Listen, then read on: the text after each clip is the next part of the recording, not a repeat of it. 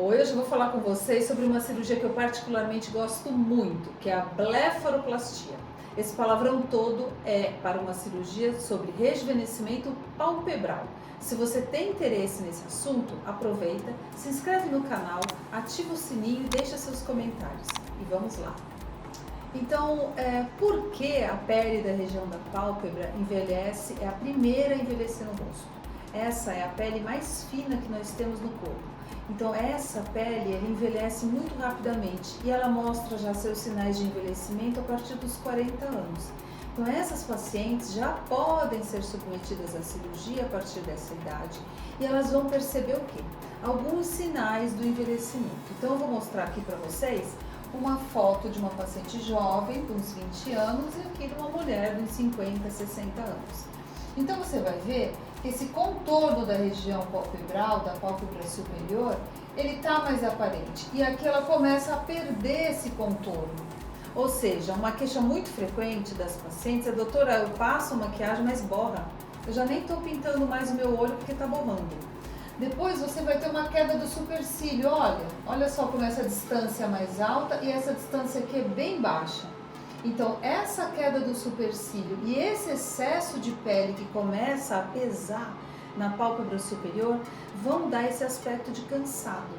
E aí vamos à pálpebra inferior. Então você vai notar o que começa a aparecer aqui: o excesso de bolsinhas nessa região, que dão um aspecto de cansado, esse sulco pode ficar mais pronunciado e uma pele mais flácida, mais craquelada, que também começa a manchar na maquiagem. E isso incomoda muito as pacientes.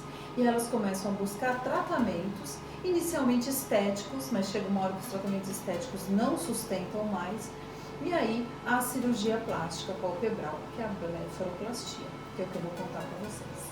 E essa é uma cirurgia muito importante, porque além de melhorar a estética, ela promove também a saúde, ou seja, um dia você vai precisar dessa cirurgia.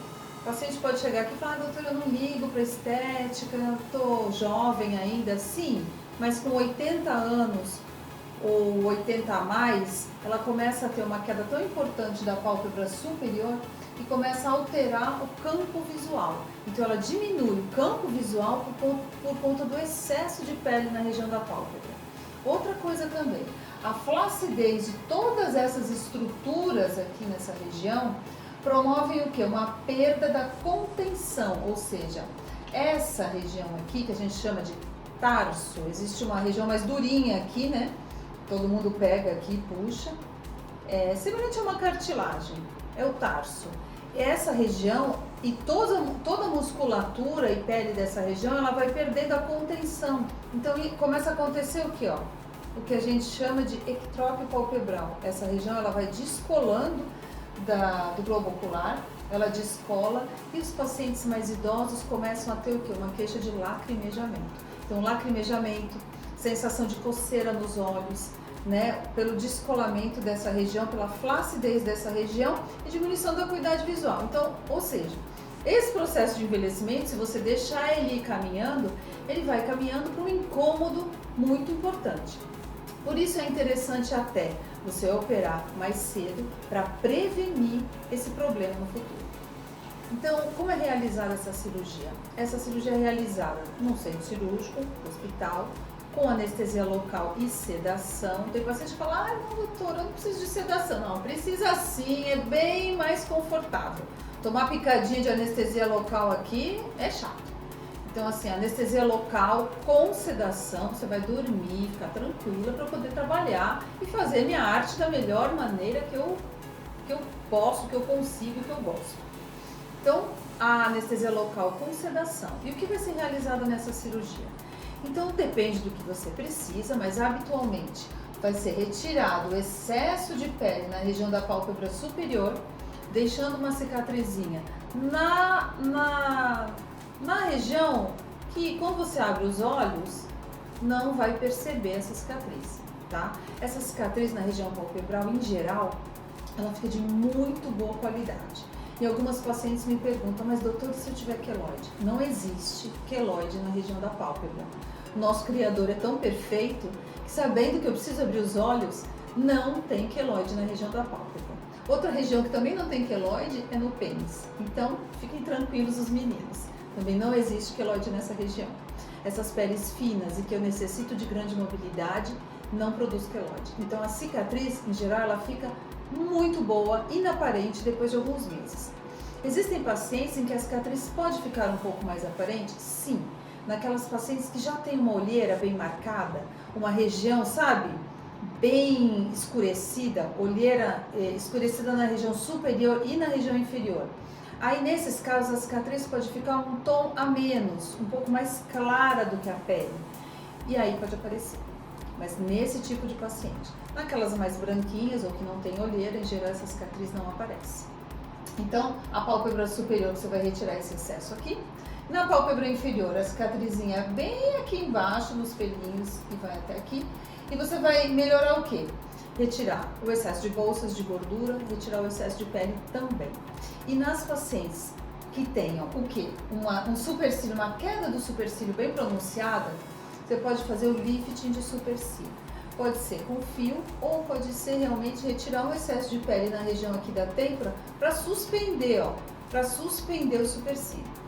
Gosto muito, particularmente, de fazer isso nos homens, porque, em geral, os homens têm o supercílio mais baixo do que as mulheres. Então, as mulheres já têm o supercílio mais arqueado, né? Os homens, vocês podem ver, eles têm o supercílio mais reto e, em geral, isso com o envelhecimento acentua mais, então isso aparece mais. Você pode também suspender o supercílio para dar um resultado estético melhor, mais favorável.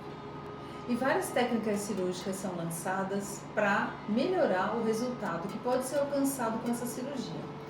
Uma técnica atualmente lançada é o microfat, ou seja, os enxertos de gordura nessa região. Porque muitas vezes, mesmo retirando o excesso de bolsa aqui, eu ainda tenho um sulco bem marcado, fundo, que dá um aspecto de cansado. Porque você vai perdendo o quê? A largura da órbita. O osso da órbita, ele vai alargando e abaixando com o processo do envelhecimento. Isso favorece o quê? A extrusão dessas bolsas e a concavidade que vai aumentar nessa área. Então, você pode, em algumas pacientes, colocar a gordura, né? O enxerto de gordura, a gordura que é retirada, tratada para ficar bem fluida, bem fininha, que é o microfat, e pode ser colocado nessa área aqui para melhorar o resultado estético. O nanofat, que é a gordura mais fluida ainda, como eu falei, ela pode ser usada também para melhorar a qualidade de pele.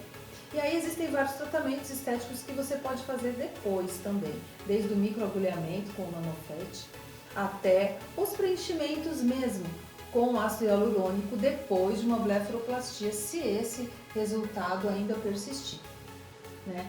Mas você tem que esperar um tempo, lógico, da cicatrização, no mínimo em 6 meses depois da cirurgia para fazer algum outro tratamento.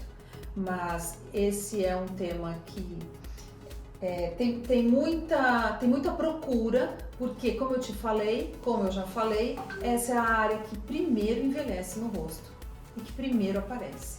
Então, novas técnicas têm sido lançadas todos os dias para tentar melhorar ainda mais os resultados da blefaroplastia.